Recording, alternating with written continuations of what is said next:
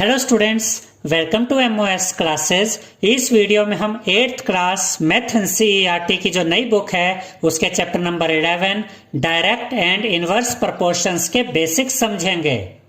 इस वीडियो में हम इस चैप्टर के बेसिक्स के बारे में नॉलेज लेंगे ताकि इसकी एक्सरसाइज करने में हमें आसानी रहे। तो ये चैप्टर जैसे कि आप देख सकते हैं इसका नाम है डायरेक्ट एंड इनवर्स प्रोपोर्शंस। तो पहले हम समझते हैं कि डायरेक्ट प्रोपोर्शन या इनवर्स प्रोपोर्शन क्या होता है। ठीक है, तो सबसे पहले हम डायरेक्ट प्रोपोर्शन से स्टार्ट करते हैं। देखिए, मान लीजिए दो चीजें हैं, एक चीज को हमने x का नाम दे दिया और दूसरी चीज को y का नाम दे दिया। ठीक है, अगर x इंक्रीज होता है स्टूडेंट्स, अगर x इंक्रीज हो रहा है और y भी उसके साथ इंक्रीज होता है, या फिर x अगर डिक्रीज हो रहा है यानी x में कमी आ रही है और y में भी कमी आ रही है, तो इसको हम कहते हैं डायरेक्ट प्रोपोर्शन। यानी एक चीज अगर बढ़ रही है तो उसके अकॉर्डिंग दूसरी चीज भी जो उससे रिलेटेड है वो भी बढ़ेगी, या अगर एक चीज कम हो रही है तो उसके अकॉर्डिंग दूसरी चीज भी अगर कम हो रही है तो ये डायरेक्ट प्रोपोर्शन कहलाता है। इसके साथ साथ सिर्फ ये देखना काफी नहीं है कि एक चीज बढ़ रही है और दूसरी चीज भी बढ़ रही है तो डायरेक्ट प्रोपोर्शन है। इसके साथ साथ हमें यह भी देखना होता है कि इनकी प्रोपोर्शन यानी रेशो भी सेम रहनी चाहिए। कैसे, ये हम आपको एक एग्जांपल के थ्रू समझाते हैं, फिर आपको ये डायरेक्ट प्रोपोर्शन पूरी तरह से क्लियर हो जाएगा। देखिए, यहां पर हमने एग्जांपल लिया है petrol in litres and distance in kilometre का। ठीक है, यानी कि यहां पर जैसे हमने 4 लीटर पेट्रोल दिखाया। देखिए, पेट्रोल इन लीटर्स, अगर हमने यहां 4 लिखा है तो इसका मतलब है 4 लीटर पेट्रोल, 8 लिखा है तो इसका मतलब है 8 लीटर पेट्रोल, और 12 लिखा है तो इसका मतलब है स्टूडेंट्स 12 लीटर पेट्रोल।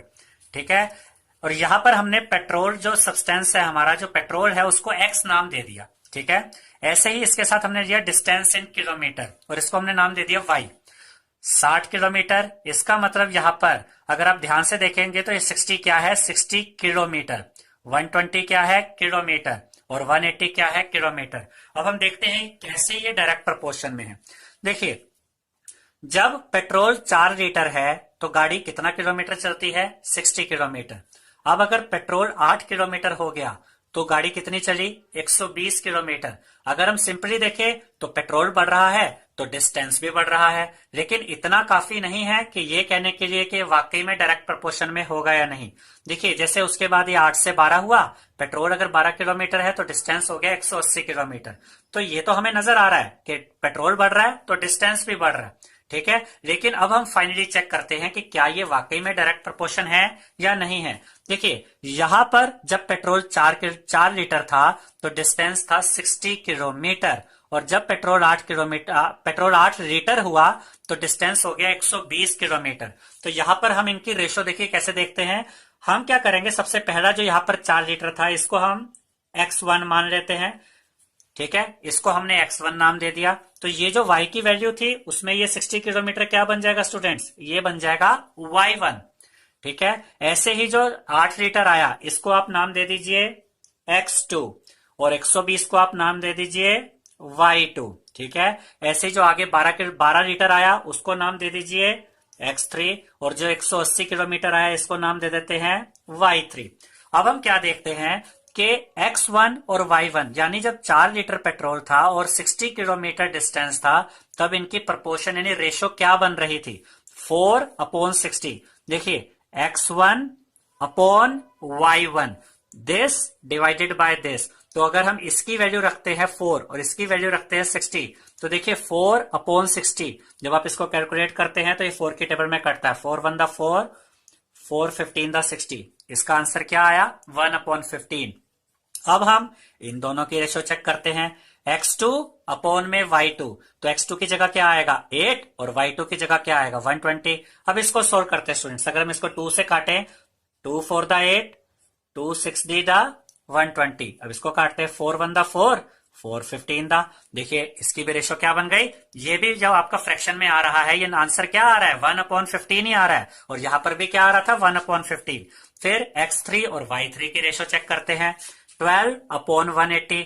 इसको सोल्व करते हैं। अगर हम इसको 3 से काटें, 3 4 द 12, 3 6 द 18, और ये 0 आ गया, 4 1 द 4, 4 15 10 60, 1/15 इसका भी प्रोपोर्शन 1/15, यानी कि x1/y1 का रेशो भी आपका जो आपका फ्रैक्शन में आया वो 1/15 है, x2/y2 का जो रेशो आया वो भी 1/15 है, x3/y3 का जो रेशो आया वो भी 1/15 है।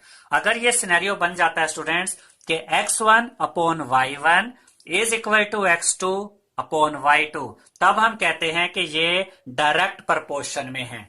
यहां पर अगर आप ध्यान दें, इसकी रेशो इन दोनों का जो रेशो था वो इन दोनों के रेशो के भी इक्वल है और इन दोनों के रेशो के भी इक्वल है।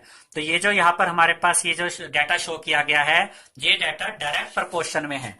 डायरेक्ट प्रोपोर्शन मतलब अगर ये बढ़ रहा है तो ये भी बढ़ रहा है, लीटर में पेट्रोल बढ़ रहा है तो डिस्टेंस भी बढ़ रहा है, लेकिन उसके साथ साथ उनकी जो प्रोपोर्शन है, देखिए यहाँ पर प्रोपोर्शन 1/15, 1/15, 1/15, यानी जो बढ़ने की रेशो है, यानी जिस रेट से आपका पेट्रोल बढ़ रहा है उसी रेट से आपका डिस्टेंस भी बढ़ रहा है। ये भी अगर इक्वल आती है तब हम कहते हैं कि ये जो हमें दिया गया है डाटा ये डायरेक्ट प्रोपोर्शन में है। और डायरेक्ट प्रोपोर्शन का जो फॉर्मूला होता है स्टूडेंट्स, जो आप इस एक्सरसाइज में जो पहली एक्सरसाइज है उसमें यूज करेंगे, वो होता है x1/y1 is equal to x2/y2। ठीक है, यहां पर x की वैल्यू जो x1 x2 होंगे वो आपको डाटा गिवन मिलेगा क्वेश्चन में, जैसे यहां पर था, और ऐसे ही y1 y2 y3 की वैल्यूज भी आपको गिवन होंगी। तो सबसे पहले हमने आपको जो फॉर्मूला आप समझा दिया है वो है डायरेक्ट प्रोपोर्शन का, x1/y1 is equal to x2/y2। जब हम इसके क्वेश्चंस करेंगे एक्सरसाइज में स्टूडेंट्स, तो आपको ये कंसेप्ट और अच्छे से क्लियर हो जाएगा।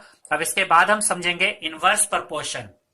देखते हैं students inverse proportion. Inverse proportion में क्या होता है कि अगर आपके पास दो चीजें हैं, यहां हमने उसे नाम दे दिया, पहली चीज को x और दूसरी चीज है y। अगर एक चीज इंक्रीज होती है यानी बढ़ती है तो दूसरी चीज डिक्रीज होती है यानी कम हो जाती है। और हम ये भी कह सकते हैं अगर एक चीज कम हुई तो दूसरी चीज बढ़ जाएगी, इसे हम कहेंगे इनवर्स प्रोपोर्शन। ठीक है, इसको एग्जांपल के थ्रू समझते हैं स्टूडेंट्स कि अगर नंबर ऑफ वर्कर्स को हम यहाँ x नाम दे रहे हैं और नंबर ऑफ डेज को y नाम। देखिए अगर एक आदमी काम करता है, एक वर्कर काम करता है तो 10 दिन में काम खत्म होता है, और अगर दो आदमी काम करते हैं तो 5 दिनों में काम खत्म होता है। देखिए यहाँ पर नंबर ऑफ वर्कर्स को हमने यहाँ जैसे x से कहा डिनोट करते हैं, तो पहले डाटा को हमने ये x1 नाम दे दिया, दूसरे वाले को x2। इधर नंबर ऑफ डे में सब y होने थे तो पहले जो पहला डाटा था इसका उसको हमने y नाम दिया, दूसरे वाले को y2। अब थोड़ा ध्यान से देखिएगा कि जब नंबर ऑफ वर्कर 1 थे तो नंबर ऑफ डेज आपको लग रहे थे 10। जब आपने नंबर ऑफ वर्कर को डबल कर दिया तो नंबर ऑफ डेज हाफ रह गए। इसका मतलब जिस रेट से ये डबल हुआ उतने ही रेट से ये हाफ हुआ। ये चीज आपने देखनी है बहुत ध्यान से। ठीक है, अब यहां पर देखिए इसमें जो मेन कंसेप्ट बनेगा, फॉर्मूला कैसे हम देखेंगे कि कौन सा फॉर्मूला यूज होगा। यहां पर जो हम फॉर्मूला लगाते हैं वो इस तरीके से बनता है, x1 इंटू y1। x1 की वैल्यू क्या है 1, तो ये 1 रखी, इंटू y1 की वैल्यू क्या है 10, तो 10 रखी।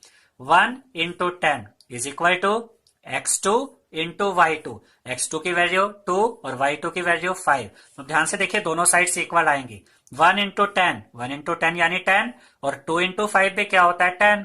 इसका मतलब जब भी आप इनवर्स प्रोपोर्शन इस्तेमाल करेंगे, इनवर्स प्रोपोर्शन का क्वेश्चन कोई सोल्व करेंगे, तो उसमें आप जो फॉर्मूला लगाएंगे वो होगा x1 into y1 is equal to x2 into y2। जब हम क्वेश्चंस करेंगे स्टूडेंट्स इसके, तब आपको ये कंसेप्ट और अच्छे से क्लियर हो जाएगा।